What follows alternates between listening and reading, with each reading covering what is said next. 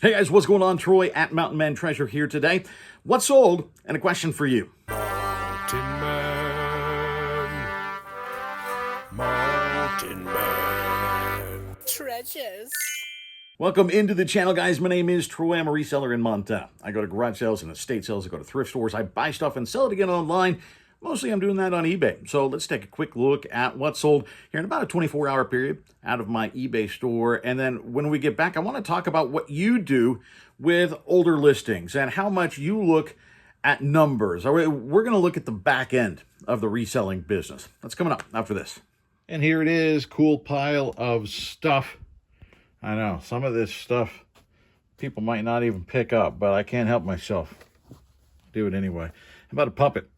We sold a couple of these the other day. This is the third of 4 that we have. The little pink vintage puppet. These things are cool. And it sold for $14.29 plus shipping. Got a track phone down here. This thing took forever to sell.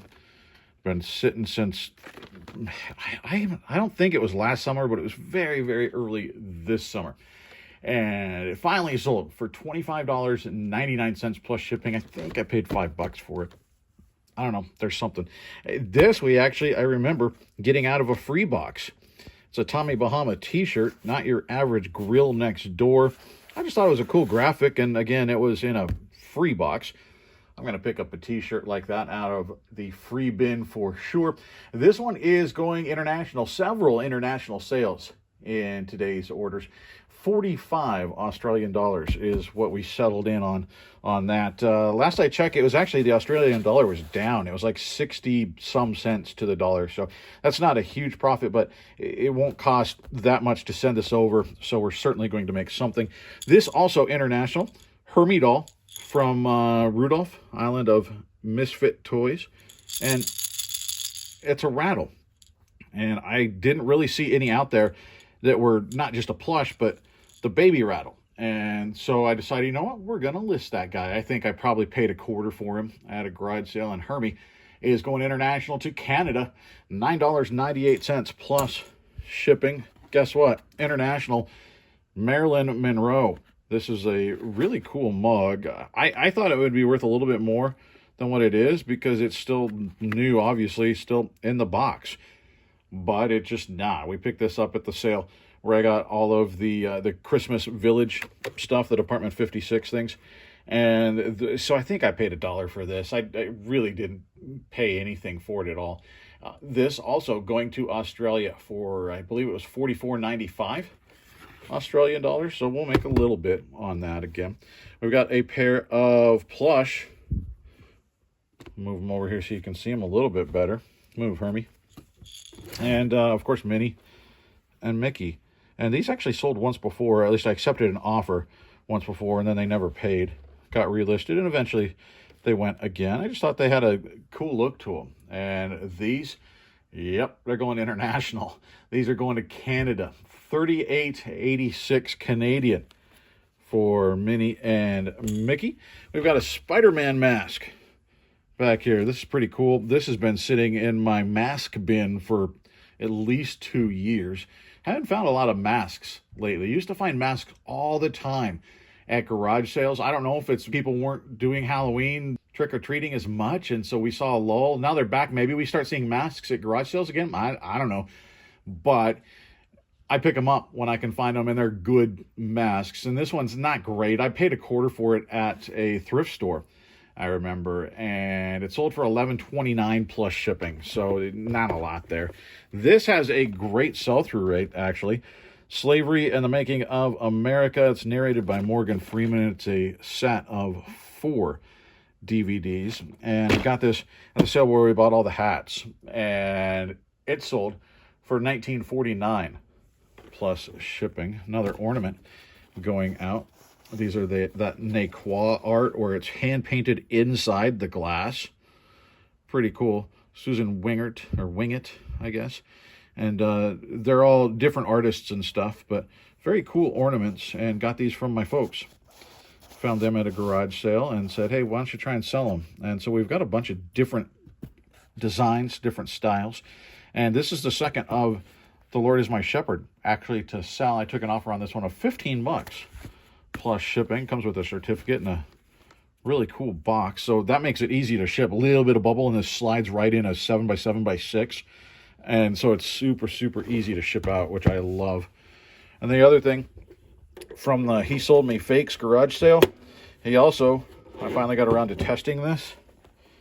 And in addition to the bootleg games, we've got a Nintendo that doesn't work. Actually, when I put the game in to test it, it got stuck. I had to get a pair of pliers to pull the thing out of there. It powers on, but otherwise does not work and tries to eat games. So sold it for parts or repair. We'll make a little bit of our money back off of that. $38.99 plus shipping for the NES. So solid little bunch of sales there.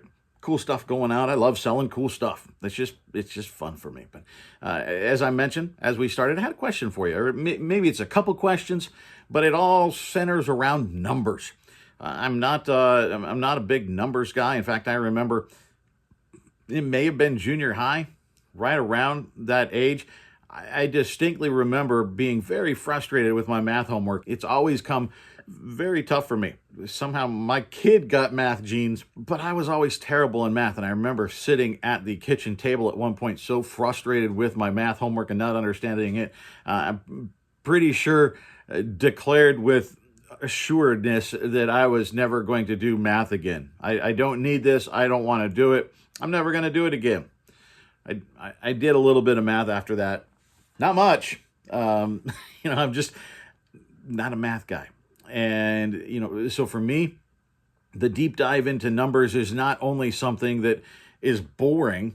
In my brain, I don't need to. There are some people out there that are very, very numbers oriented.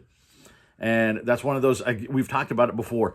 Reselling is not a one-size-fits-all kind of thing. You do what works for you in your business. But it was interesting. I got into a couple conversations, really, that it came back to numbers. And one of them with a viewer talking about, what you do with your old listings. At the end of the year, do you do a sort of an inventory of your listings, look at what's old and tweak things, change prices, and maybe take new photos. Maybe you realize, it's not going to sell, whatever, but you're diving into the old stuff, sorting by things that aren't getting attention and doing something with them. For me, I once I list it, for the most part, I forget it. I took the time to prepare it, clean it, whatever I did to get it ready. Took pictures of it, listed it, put it in a bin or a closet or something. I took the time. I'm just going to leave it. I'm not somebody that gets rid of my old stuff. At some point, I should probably get rid of some of the old listings because they've been up there for 5-6 years, and it's clear they're never going to sell. There was stuff that was a bad buy when I was still learning. I'm sure there's plenty. I know there's that stuff in my eBay store, but it's already in there. And I guess I'd just rather spend the time on new stuff, sourcing or listing new things. I don't know. Curious what you do with that stuff. And then I guess the other question is, I see relatively often on Facebook groups people talking about, hey, my views are down. Now, one thing, eBay did change the way they show you views. And so they're a little more realistic, or at least they're supposed to be, because they're getting rid of the bots. They're getting rid of that sort of thing. And they're resetting them. When your item relist, the views count starts over, I believe. There's people out there that are going, hey, my items aren't getting any views. What am I doing? What's wrong? Don't look at the view. It takes one view to make a sale. Views to me, not that big a deal. I don't know what views my items are getting. The only time that I look at views, people do ask me if I promote my items, and I do. I promote most of my items.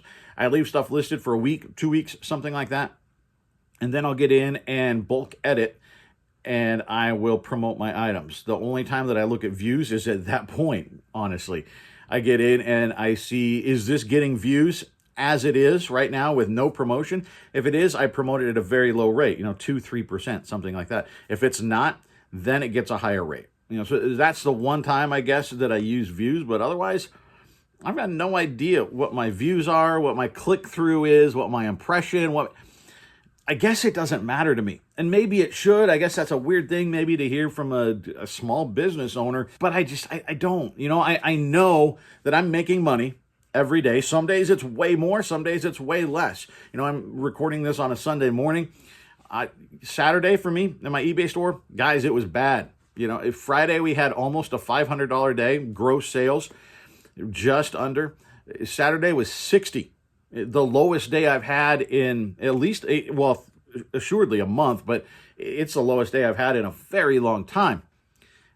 I don't like that, but average them out. Maybe today's 200, maybe today's 800.